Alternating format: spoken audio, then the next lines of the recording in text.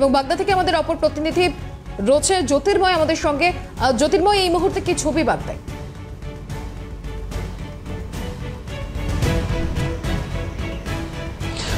দেখো, সকাল 7টায় ভোট দান শুরু হয়েছে। আমরা দেখাবো যে লম্বা লাইন দাঁড়িয়ে সকাল থেকেই মানুষ ভোট দিচ্ছে।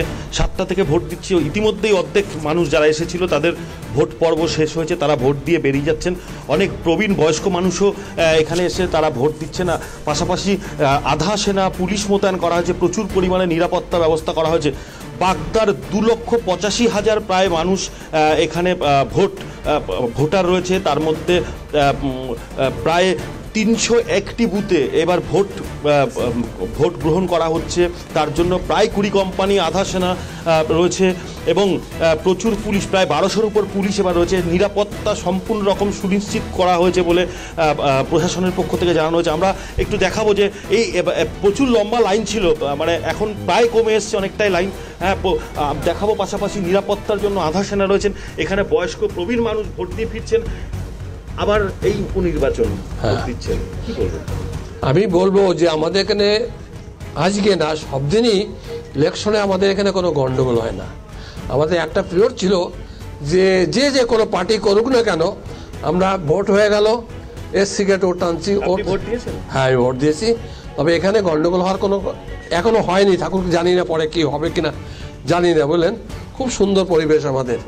আমরা পার্টি করি, যা করি করলাম, তাতে আসে যায় না কিছু। এই যে অকাল নির্বাচন, উপনির্বাচন, এতে একটু অসুবিধা, এতে এই কথাটা বলতে গেলে বাবু আমার পক্ষে খুব ক্ষতি হবে। অ্যাকচুয়ালি এই যে ইলেকশনগুলি যে হয়, এগুলো কিন্তু মেনে নেওয়া যায় না বাবু। আমি যদি প্রকৃতি কথা বলি না, হয়তো আমি টার্গেট হব। ভোট দিয়েছেন? হ্যাঁ, দিয়েছি। সকাল সকাল ভোট দিলেন, কাজ রয়েছে, বেরিয়ে যাবে। বাড়ির সবাই এসছে ভোট দিতে।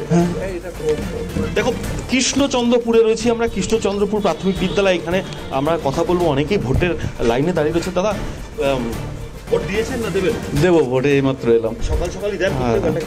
ওই সকাল সকাল টাইম নিয়ে কোনো আতঙ্ক আছে? না, আমাদের কৃষ্ণচন্দ্রপুর খুবই ভালো জায়গা। এখানে কখনো ঝামেলা থাকে না, ঝামেলা হয়ও না। এখানে আমাদের এখানে খুবই নিরাপত্তাভাবে ভোট হয়। আমাদের এখানে যদি কোনো বাহিনী না থাকে তাও ভোট হবে, এটা বলতে পারি। আমরা দেখাবো যে এই ভেতরেই ভোট গ্রহণ চলছে। হ্যাঁ, নিরাপত্তা রক্ষীয় আধা সেনা আমাদের জওয়ান রয়েছে সামনে, ভেতরে ঢুকছে, ভোট দিচ্ছে। দেখো, তোমাকে মণিময় বলে রাখি যে বাগদায় এই উপনির্বাচনকে মোট প্রধান প্রতিপক্ষ হিসেবে 4 জন প্রার্থী রয়েছে। ফরওয়ার্ড ব্লক প্রার্থী রয়েছে, তৃণমূল প্রার্থী রয়েছে, বিজেপি প্রার্থী রয়েছে এবং নির্দল প্রার্থী। যাদের মধ্যে কিন্তু এবার বেশ জমজমাট লড়াই বলেই জানা গিয়েছে তাদের প্রচার বা বিভিন্ন ক্ষেত্রে। এবং প্রশাসনের পক্ষ থেকেও কিন্তু বাগদা সীমান্ত এলাকা হওয়ায় আগে থেকেই নিরাপত্তা ব্যবস্থা যথেষ্ট পরিমাণে জোরদার করা হয়েছে। প্রায় 20 কোম্পানি, আধা সেনা রয়েছে, 12 থেকে 1500 পুলিশ রয়েছে। তারা কিন্তু প্রত্যেকটা বুথে অর্থাৎ প্রত্যেকটা বুথের দিকে যদি আমরা তাকাই 5 জন সেনাকর্মী রয়েছেন, 4 থেকে 5 জন পুলিশ। ভোট গ্রহণ এই মুহূর্তে শুরু হয়ে গিয়েছে। বেশ, জ্যোতির্ময় সঙ্গে থাকো। রাজার কাছে যাই, কারণ রাজা, এমনিতেই যে জায়গায় তুমি রয়েছো, বৃষ্টি একটা বড় চ্যালেঞ্জ, ফলত এই চ্যালেঞ্জকে মাথায় নিয়ে ভোটটা করতে হচ্ছে। আরো একবার ছবিটা জানাও, কেরম চলছে সেখানে ভোট গ্রহণ?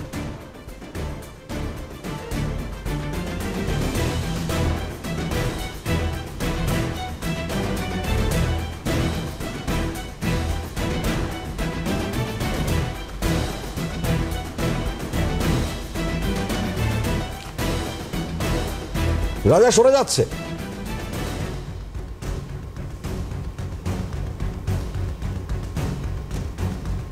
না, সম্ভবত যোগাযোগ কোনোভাবে বিচ্ছিন্ন হয়ে গিয়েছে। বেশ, জ্যোতির্ময়ের সঙ্গে আমরা কথা বলছিলাম, তো আমরা একইভাবে প্রসেনজিতের কাছে যাওয়ার চেষ্টা করি। রানাঘাটের কি আপডেট একটু জানি। প্রসেনজিৎ রয়েছে। প্রসেনজিৎ, কি ছবি এখন?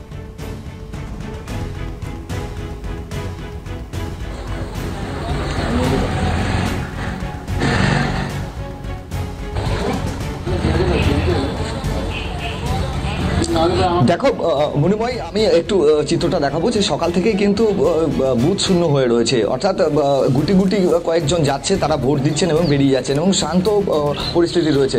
তবে মণিময়, যে খবর উঠে আসছে যে গাংনাপুর, রানাঘাট দক্ষিণ বিধানসভার গাংনাপুর এলাকায় কিন্তু গতকাল রাত্রে দীর্ঘক্ষণ ধরে মানে সারা রাতই তাণ্ডব চালিয়েছে।